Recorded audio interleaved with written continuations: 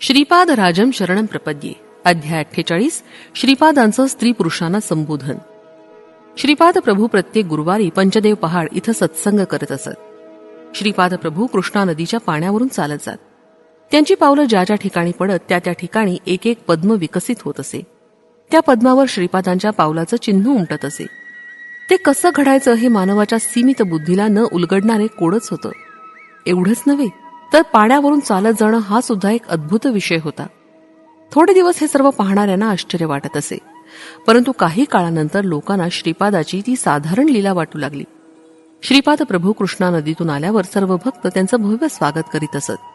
सायंकाळपर्यंत सत्संग चालू असे. नंतर ते कृष्णा नदीच्या पाण्यावरून चालत ती पार करून पहिले तरी जात. त्यावेळी भक्त मोठ्या श्रद्धाभावानं त्यांचा जय जयकार करीत. रात्रीच्या वेळी ते एकटेच कुरुगड्डी इथं राहत. पंचदेव पहाड आणि कुरुगड्डी यांच्यामध्ये कृष्णा नदीचं पात्र आहे. प्रत्येक शुक्रवारी ते विवाहेच्छुक कन्यांना सौभाग्यवती होण्याचा आशीर्वाद देत. महिलांना हळकुंड देत. श्रीपाद प्रभू स्वतःपेक्षा मोठ्या असलेल्या महिलांना अम्मा सुमती अथवा अम्मा अनसुया तल्ली असं संबोधित आणि त्यांच्यापेक्षा लहान असलेल्या स्त्रियांना अम्मा वासवी किंवा अम्मा राधा, अम्मा सुरेखा अशा नावानं बोलवीत. त्यांच्यापेक्षा वयानं मोठा असलेल्या पुरुषांना ते अय्या किंवा नायना असं संबोधित. त्यांच्यापेक्षा लहान असलेल्या मुलांना ते अरे अब्बी किंवा बंगारू या नावानं बोलवीत. त्यांच्या आजोबांच्या वयाचे असलेल्या वृद्धांना ताता असं बोलवीत.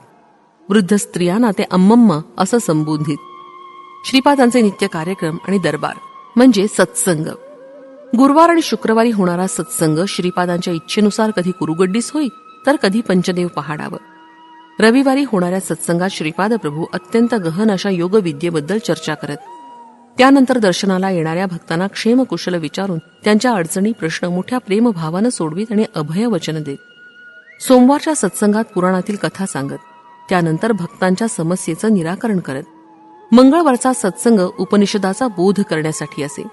यानंतर भक्तांच्या वैयक्तिक समस्यांची चर्चा होऊन त्यावर उपाययोजना सांगत. बुधवारी वेद आणि वेदांचा अर्थ विवरण करून सांगण्यात येत असे. गुरुवारी गुरुतत्वाबद्दल विवेचन असे. यानंतर भक्तांच्या आधिव्याधी श्रीप्रभू मोठ्या शांतपणे ऐकून घेऊन त्यांचं निराकरण करण्याचा उपाय सांगत. या दिवशी विशेष स्वयंपाक करून सर्वांना पोटभर सुग्रास भोजन असे. या जेवणाचं वैशिष्ट्य असं की श्रीपाद प्रभू पंक्तीत स्वतः काही पदार्थ वाढत असत. काही भाग्यवंतांना त्यांच्या हातानं घास देत. त्यांच्याकडे अन्नधान्याचा किंवा धनाचा कधीच अभाव नसे. शुक्रवारच्या सत्संगात ते श्रीविद्येबद्दल बोध करीत आणि सर्वांना विधीपूर्वक हळकुंडाचा प्रसाद देत. शनिवारी शिवाराधना महात्म्याबद्दल बोध करीत. श्रीपाद प्रभूंचा सत्संग ज्यांना लाभला ते खरोखर धन्य होत. श्री प्रभूंचे भक्त भाजीपाला, ज्वारी, रागी वगैरे आपल्या शेतात पिकलेलं धान्य आणीत. दररोज भक्तांना अन्नदान असे, परंतु गुरुवारी विशेष स्वयंपाक केला जाईल. त्या दिवशी सर्व पदार्थांबरोबर एक पक्वान्न केलं जाईल. ते सर्व भक्तांना प्रसाद रूपानं वाटलं जात असे. श्रीपादांचं हृदय लोण्यासारखं अत्यंत मऊ होतं. त्यांना भक्तांची दुःख पाहावली जात नसत. त्यांच्या सत्संगात आलेला दुःखी श्रोता जाताना अत्यंत आनंदानं घरी जात असे. श्री दत्तात्रेयाच्या दत्त पुराणाचं पारायण करणाऱ्या भक्तांना श्रीपादांचा तत्काळ अनुग्रह होत असे. अशी ही श्रीप्रभूंची माया कोटी मातेच्या प्रेमापेक्षा अधिक असे. रात्रीच्या वेळी कुरुगड्डीस राहण्याची कोणासही परवानगी नसे, परंतु माझ्या बरोबर आलेल्या वृद्ध संन्याशास श्रीपाद प्रभूंनी राहण्याची संमती दिली. मला सुद्धा रात्री कुरुगड्डीस राहा असं श्रीपाद प्रभूंनी सांगितलं. दुसऱ्या दिवशी श्रीपाद प्रभूंनी त्या संन्याशास काशीस जाण्याचा आदेश दिला आणि अंतकाळपर्यंत तिथंच राहण्यास सांगितलं. स्वयंपाकाची भांडी घासणं, स्वयंपाक करणं, येणाऱ्या भक्तांची सर्व प्रकारे व्यवस्था ठेवणं ही माझी कामं होती. दरबारात कोणत्याही वेळी भक्त आल्यास त्याला जेवण मिळत असे. जे भक्त घरी जेवण करून आलेले असत त्यांना सुद्धा प्रसाद म्हणून भोजन घ्यावेच लागे. ज्यावेळी शिजवलेलं अन्न कमी असून जास्त लोक जेवणास आले असतील त्यावेळी श्रीपाद प्रभू आपल्या कमंडलूतील जल भोजन पदार्थांवर सिंचन करीत.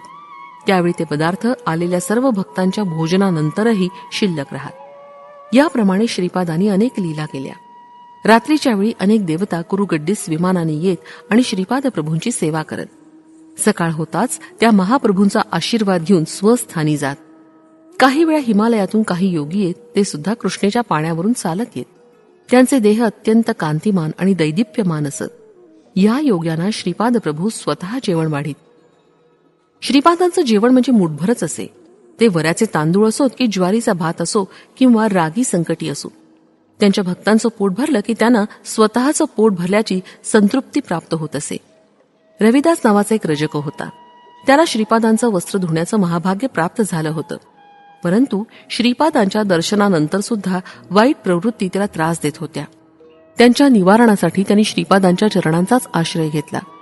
श्रीपाद प्रभू सांगत असत की पितरांचे विधियुक्त श्राद्ध केल्यास त्यांना शांती लाभून मुक्ती मिळते.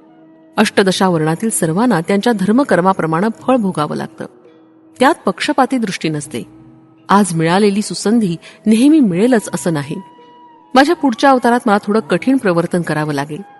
कित्येक जन्माच्या पुण्यफळानं श्रीपादांचं दर्शन लाभतं. अशा आलेल्या संधीचा पुरेपूर फायदा करून घ्यायला हवा. या संधीचा उपयोग न केल्यास कित्येक जन्मापर्यंत सद्गुरूंचं दर्शन होणं कठीण आहे. या विशाल प्रपंचात ज्या युगामध्ये 1,25,000 महासिद्ध पुरुषात त्यांचा अंश मात्रानं राहणाऱ्या भक्ताला त्यांचा आश्रय मिळून अनुग्रह प्राप्त होतो आणि त्याच्याद्वारेच या सृष्टीला या भक्तांचाच आधार असतो. श्रीपादांच्या केवळ संकल्पानं सृष्टीची निर्मिती, स्थिती आणि लय होत असतो. भक्तगण जेव्हा गुरूंना श्रद्धाभावानं नमस्कार करतात तेव्हा गुरु तो नमस्कार आपल्या स्वतःच्या गुरूंना पोचवतात. याप्रमाणे आपण आपल्या गुरूंना केलेला नमस्कार अनेक गुरूंना पोचतो. देवाला जरी आपणावर राग आला असला तरी गुरु त्या क्रोधापासून आपलं रक्षण करतात. प्रत्येक शिष्याला गुरूंचा आशीर्वाद लाभतो. गुरूंच्या आराधनेनं इहलोक आणि परलोक दोन्हींची प्राप्ती होते. श्रीपाद प्रभूंचे सारे शिष्य सात्विक भावाचे होते. हृदयात भगवंताचं नामस्मरण करीत कर्मांचं आचरण. कुरुगड्डीचा विशेष महिमा नित्य क्षेत्रासारखा आहे. तिथं असलेलं दैवत जागृत स्वरूपात आहे. या क्षेत्रात अनेक देवता, महर्षी, महापुरुष वेश बदलून येऊन गुप्त रूपानं राहतात. इथं त्यांचं स्थान ठरलेलं असतं. हृदयामध्ये देवाचं नाव भरून सदा चरणानं निहून विहित कर्म करीत राहावं असं श्रीपाद प्रभू आपल्या भक्तांना सांगत. प्रत्येकाच्या धर्माप्रमाणे वर्तन करून त्या योगे पूर्वीच्या पापाचा क्षय करून त्यानंतर पुण्यकर्म करून त्याचा कर्ताभाव स्वतःकडे न घेतल्यास त्या कर्माचं शुभ फल प्राप्त होतं. श्रीपाद प्रभूंच्या या दिव्य वचनाचं पालन केल्यास आपली जीवन नौका या भवसागरातून सुलभतेनं पैलतीरी जाईल.